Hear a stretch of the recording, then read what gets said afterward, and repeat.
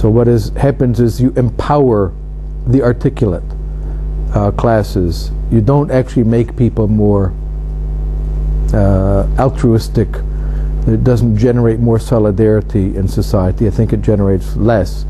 And finally, it destroys all these other springs of self-help and mutual aid. Sir? I have a question about Ayn Rand's objectivism, and how's her argument different from this one, and why is it different in that case? Because she's pretty much against altruism in the general sense. So if anyone doesn't know her, she was a Russian emigre. She escaped from the Soviet Union, went to America, became a writer for movies and later novels, and wrote very, very popular novels, and was a kind of a self-educated philosopher, and really taught herself English at a very high level. It's quite astonishing that she did that as an adult, and became one of the best-selling authors ever in the English language, and her books continue many years after her death. And she was a great critic of the welfare state. I would not endorse all of her criticisms, however, or I don't embrace all of them. She argued that, well, her arguments are compatible with mine, but I think she gave them in somewhat more dramatic form, that the dependency that it created was soul-destroying. That to be dependent on other people in that way was personally destructive of the person who's made dependent. I think that's right. She articulated it in somewhat more dramatic language. Of course, she was a novelist, and I'm not, so that might explain why. There was a friend of hers named Isabel Patterson, and Isabel Patterson was one of the more interesting libertarians of the 20th century. Patterson wrote a book which was an attack on the welfare state in the 1940s. There were three women who really helped to launch libertarianism in America.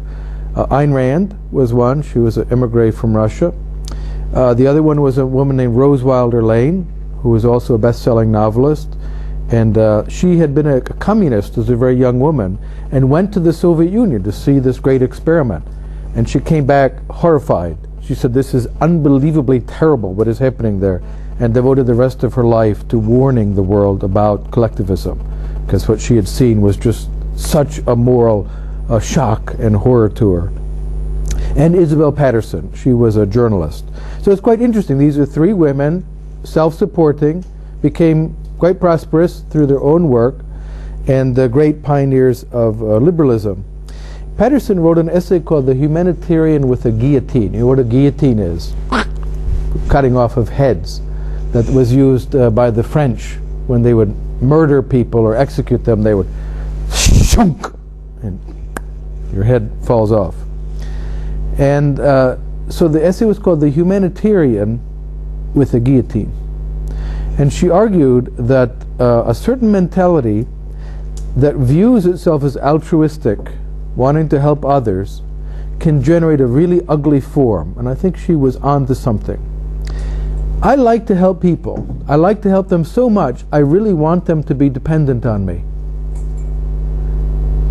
In other words, in order to be fulfilled as a person, namely the kind of person who helps other people, I need to have other people crippled and dependent on me.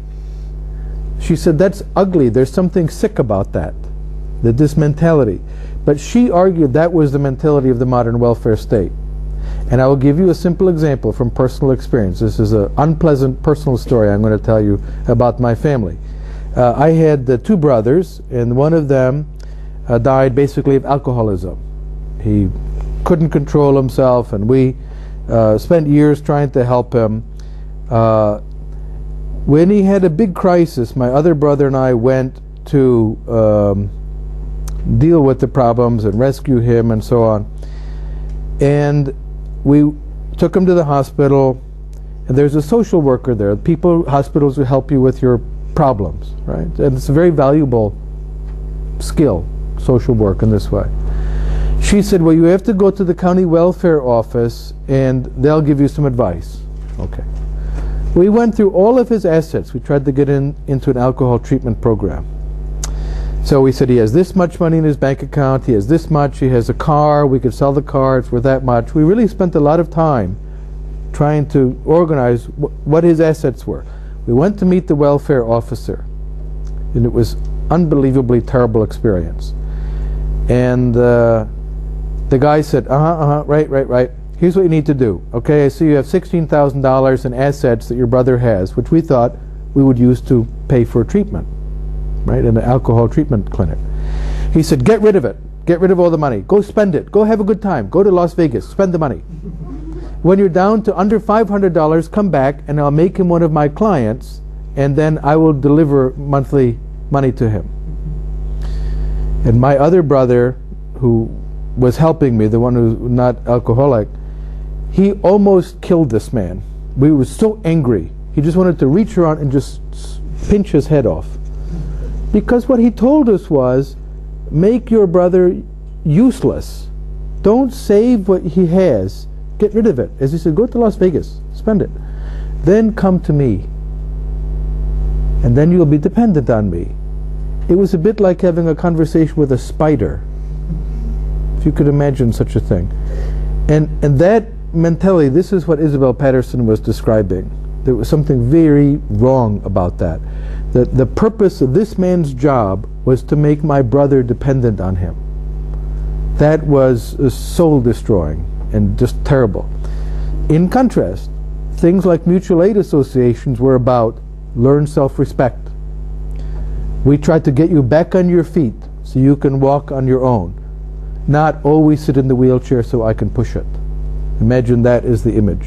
And what the welfare state has encouraged is sit in the wheelchair and we'll push it, but don't learn how to walk. Mutual aid was about helping people to learn how to walk. Right? And all of my friends, I have friends involved in Zakat associations, they stress that's what we teach also. Not to always make a family dependent, but when they have bad experience or misfortune, help them. Help them stand back up and be able to return the favor to someone else. But that is not the welfare state's functioning. In that element, Ayn Rand was on to something. She learned it from Isabel Patterson. She put it in more dramatic language than I would. She used the spider metaphor perhaps more than I would have. That's a strong one. Dion. From the argument, let's say if it's not the state responsible, then who is responsible to provide affordable and adequate housing, healthcare, and also social safety net for the poor and for the who will be responsible if not the state? The first point, I'll make a very blunt statement. The poor themselves. We are each responsible, the primary responsibility for taking care of ourselves. Right? So who is responsible for taking care of your children? You are. You bear the primary responsibility. Who is responsible for taking care of your life? You are. You bear the primary responsibility. Then the question is, what if you can't? Right? So we don't want to immediately say someone is responsible for you. You're responsible for yourself. But if you cannot, you have such bad fortune, or as they talk about, someone who's uninsurable. Insurance is, by the way, a very good way of dealing with these issues. Real insurance. In case you get sick, you'll be paid for. In case you're injured, you receive a lot of money in disability insurance. If you're killed, a lot of money goes to take care of your children. Insurance is very important. And people should be insured. But what if you're uninsurable? You're born with a debilitating condition, some terrible condition. So you cannot be insured, because you cannot be insured for something that's already happened. Then what? Well, then I think we should call on the community. If the community were unable to do it, then the state would be the last resort, rather than always the first resort. But I do think the first answer is you. Sorry? It should be the last responsibility, the last. Much better to turn first to the person themselves to find their own resources to do it. Because remember, when we think of the poor as a category of people defined by inability,